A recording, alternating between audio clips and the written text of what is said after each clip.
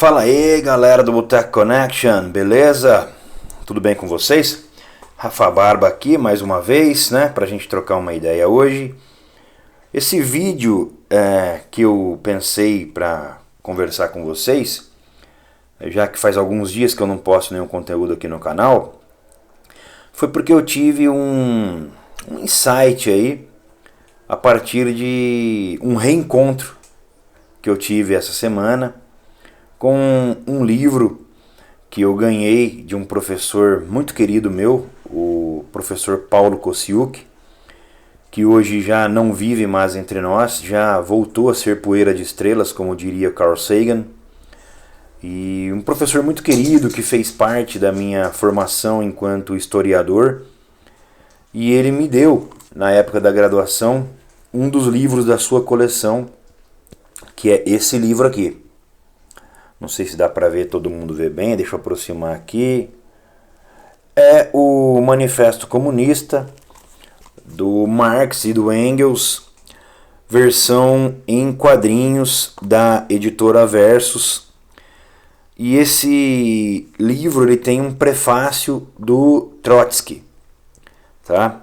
Revolução em Quadrinhos, é uma edição bem interessante. O meu professor Paulo Kosiuk, ele era um trotskista, era muito ligado aos sindicatos aqui na região de Campinas, era um trabalhador, era do Partidão, né? E uma pessoa incrível, um homem, um batalhador, um comunista e um cara muito humano, muito generoso.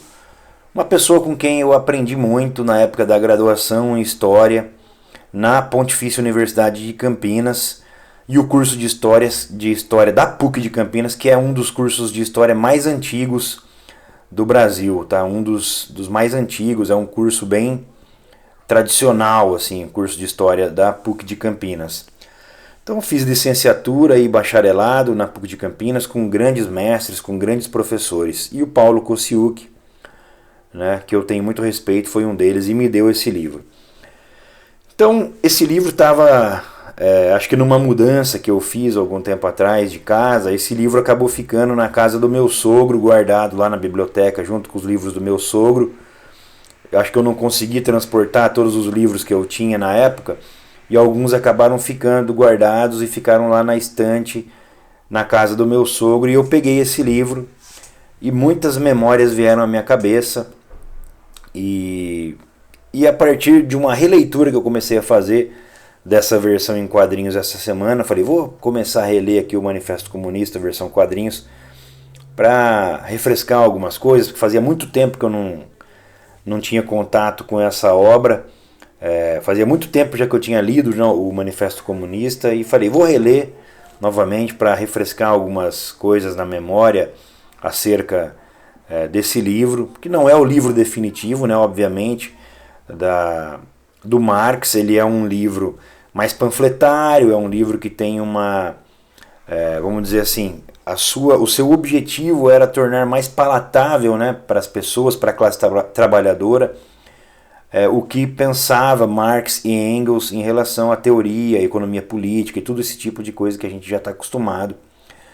Então eu pensei, deixa eu dar uma relida, começar a reler esse livro, e eu comecei a reler ele, e ele é muito gostoso de ler, porque é uma versão em quadrinhos, tem umas ilustrações muito bacanas, né?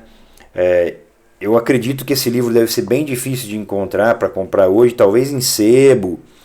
Vou mostrar para vocês aqui, por exemplo, algumas partes do livro, né? Ele é em quadrinhos, em preto e branco, e você tem aí coisas muito legais. O livro faz umas analogias muito interessantes e pensando em texto e imagem, né? E eu acho super legal, uma leitura importantíssima, principalmente para os dias atuais, né? Em que nós vivemos uma exacerbação, né?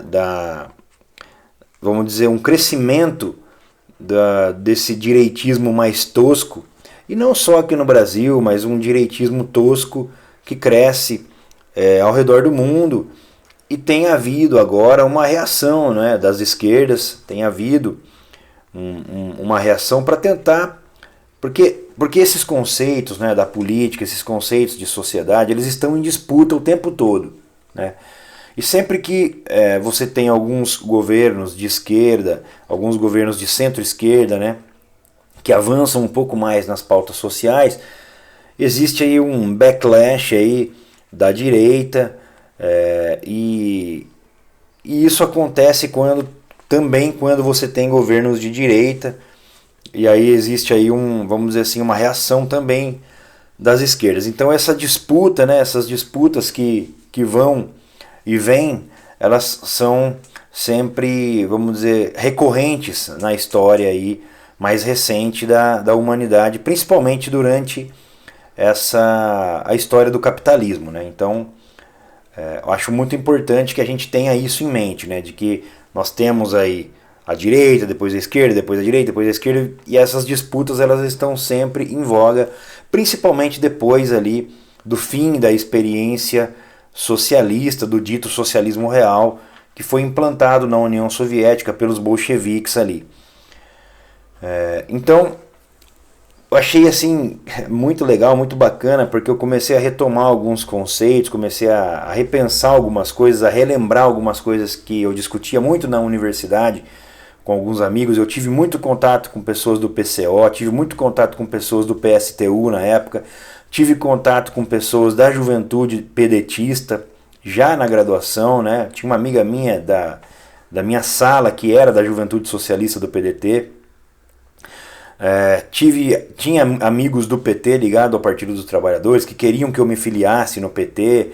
O pessoal do PCO também queria que eu me filiasse no PCO. Então essas disputas elas estão sempre ocorrendo entre trotskistas, stalinistas, marxistas-leninistas, social-democratas, né? Tem de tudo. Na minha época na universidade existia uma pujança muito grande do pensamento de centro-esquerda e de esquerda, porque eu entrei na universidade em 2006, e em 2006 nós estávamos no auge ali, vamos dizer assim, do governo de centro-esquerda do PT, do presidente Lula. Então não tinha muito espaço para a direita nessas disputas. A direita ela estava meio que, vamos dizer, achacada, ela estava ali encostada, porque o governo do Fernando Henrique Cardoso, apesar de ter sido exitoso no primeiro mandato, foi, vamos dizer assim, fracassou no segundo mandato, né? Fracassou no segundo mandato. E quando eu falo exitoso com todas as aspas possíveis, tá? Porque foi um governo que privatizou, foi um governo que aumentou os privilégios, né, para a classe daqueles que já têm muito dinheiro, né? Mas deu uma estabilizada, melhorou algumas questões no que tange a inflação, já que veio ali da implantação do Plano Real com o Plano Real ali no governo Itamar Franco. Depois o Fernando Henrique Cardoso capitalizou em cima disso, aproveitou essa estabilização e conseguiu fazer algumas coisas, implantou algumas políticas compensatórias, né? Que depois, no período do governo Lula, o governo Lula amplificou essas políticas compensatórias, ele turbinou, né, transformou, pegou vários pequenos programas do governo Fernando Henrique, juntou num programa maior, criou o Bolsa Família, né? Então, naquele momento ali tinha pouco espaço para discussão ali com a direita. A direita ela estava, vamos dizer, desmoralizada, né? O Fernando Henrique saiu desmoralizado, o PSDB saiu desmoralizado, né, do governo. Tanto é que o PSDB nunca mais ganhou uma eleição nacional, perdeu todas para o PT, né, de Alckmin a Serra. Alckmin, que inclusive agora tem sido cogitado para ser o vice do ex-presidente Lula, para concorrer agora em 2022, né? O Alckmin, que foi cogitado também para ser ali, formar uma chapa junto com o Ciro Gomes também, que é também ali um social-democrata ali de centro-esquerda, né, o Ciro. E eu fiquei pensando muito em relação a essas coisas, né? Porque ao mesmo tempo que ser comunista hoje, ser socialista é um imperativo, né? Principalmente por causa desse crescimento, desse backlash da direita, né? E pensando que as social-democracias ao redor do mundo, apesar de algumas terem dado certo do ponto de vista nacional, né, para o seu povo, o capitalismo, a gente sabe, ele explora as nações mais empobrecidas, ele explora as nações que foram colônia, né? Até hoje você tem aí uma África muito explorada.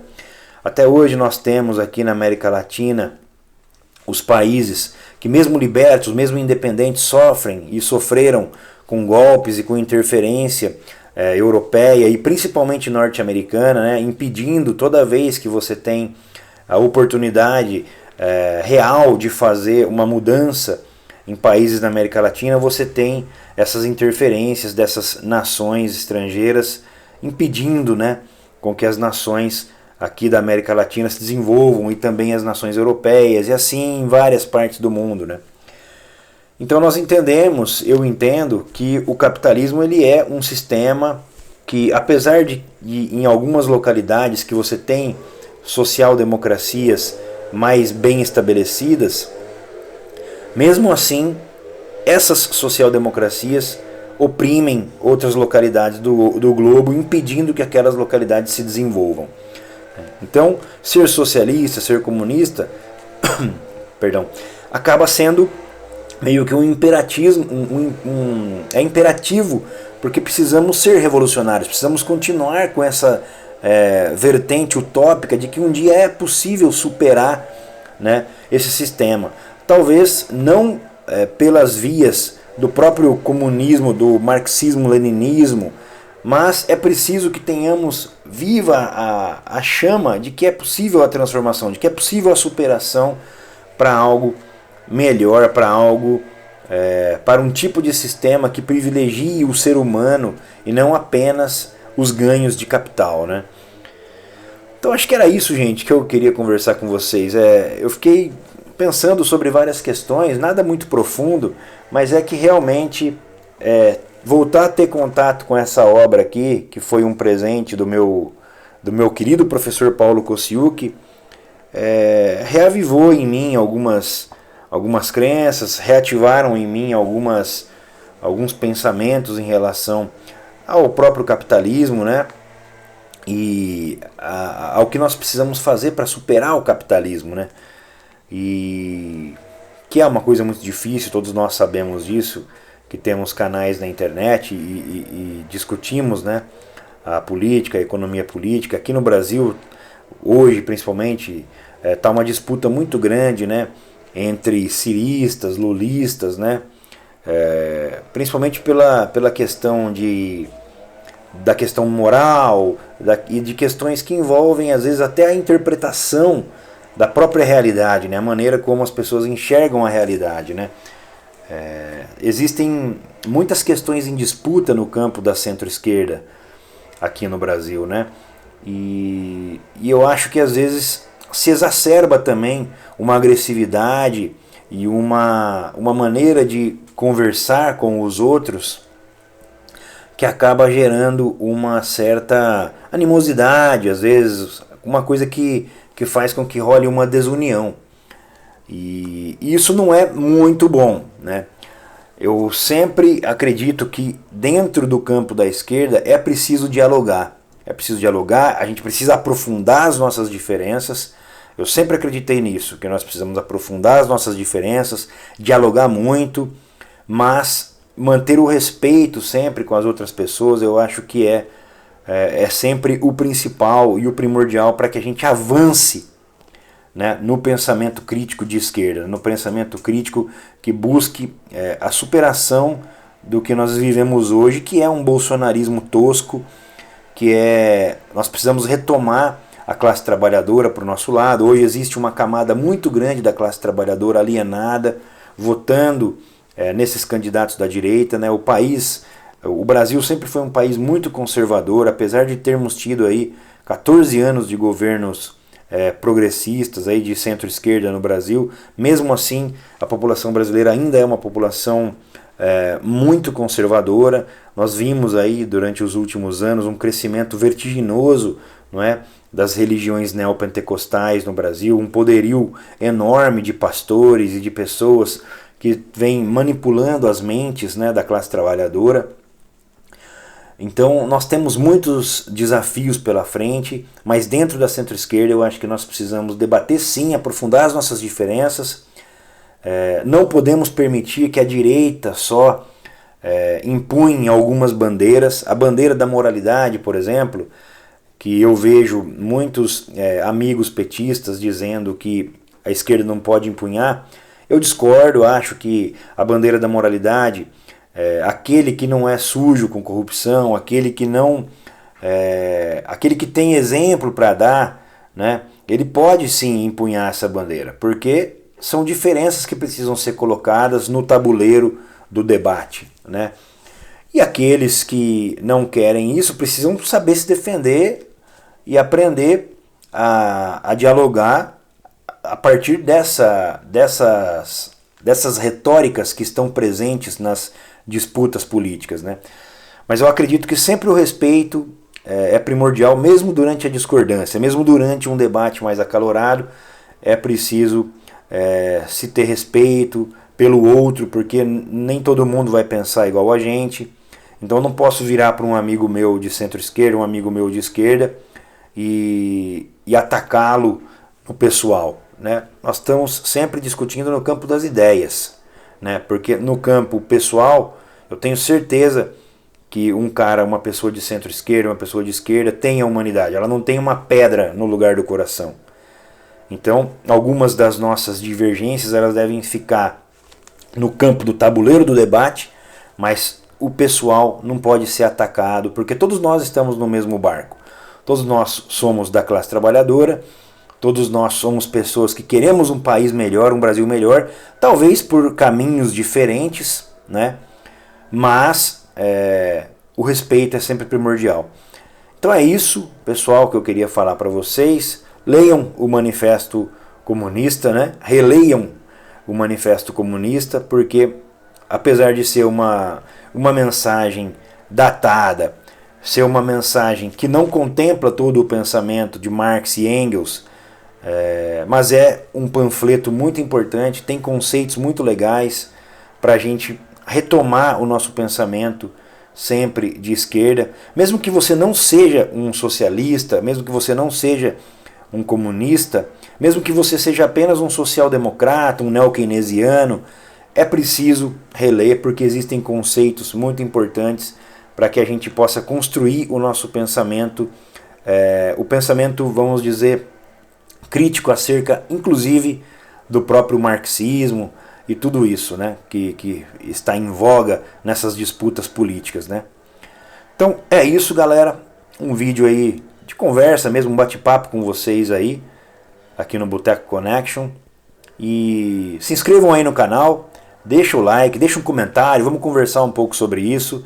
Em breve aí pretendo retomar algumas lives aqui no canal pra gente conversar, né? Tô com saudade de fazer umas lives aí, conversar com a galera dos outros canais, o Barba, o Merlin, professora Ana Giselli, né? Meu amigo Felipe, o Sem Neurose, o Cris do Em Nome da Rosa. Então retomar aí as conversas com a galera pra gente trocar ideia e aprofundar o debate aí no campo da esquerda, da centro-esquerda. Beleza? Então um abraço para todos aí e até mais. Boteco voltando aí. Até mais, tamo junto.